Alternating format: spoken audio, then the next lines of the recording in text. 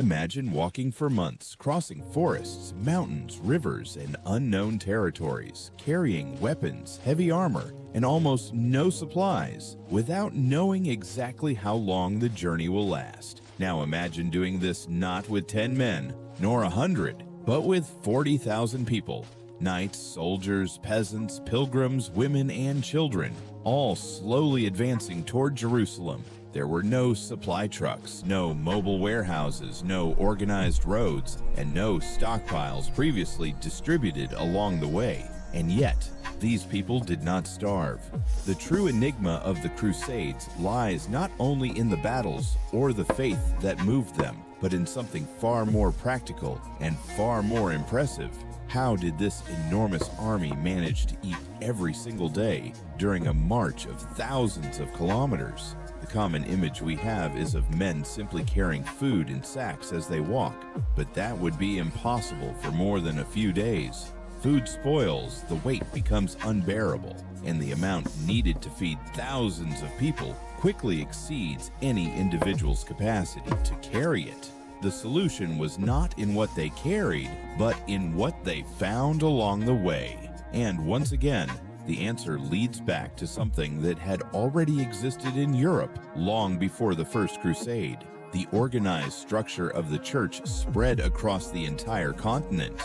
For centuries, monasteries and abbeys did not function only as spiritual centers, but also as large agricultural units. Monks cultivated wheat, raised animals, stored grains, produced bread, cheese, wine, and salted meat.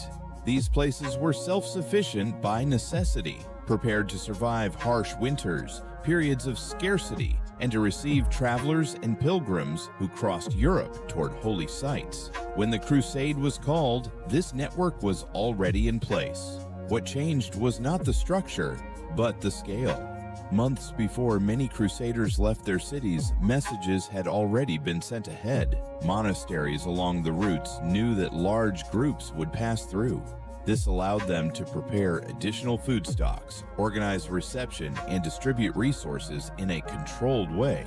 The army did not rely only on what it carried, but on a planned sequence of supply points stretching for thousands of kilometers. Each stop was a resupply. Each church, a safe point. Each monastery, a small logistical center. In addition to this, the Crusaders purchased food in the villages and towns they passed through.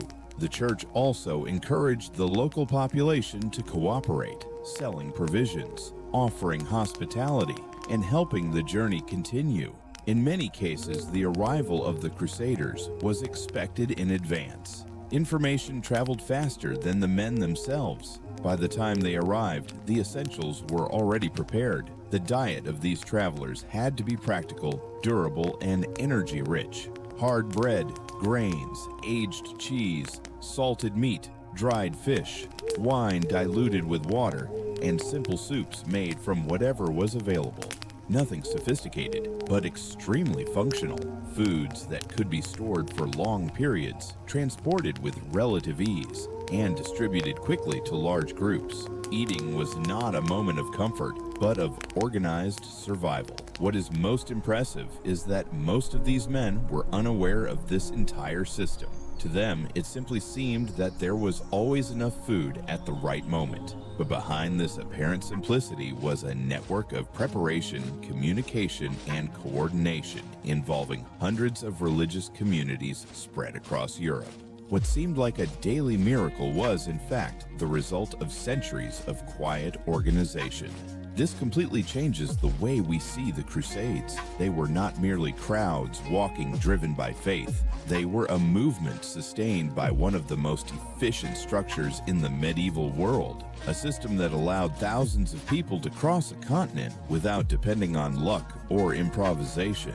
And yet, feeding these men in European territory was only part of the challenge, because once they left behind this familiar network of monasteries and churches, they entered lands where this system did not exist. And that is where the logistics of the Crusades become even more surprising.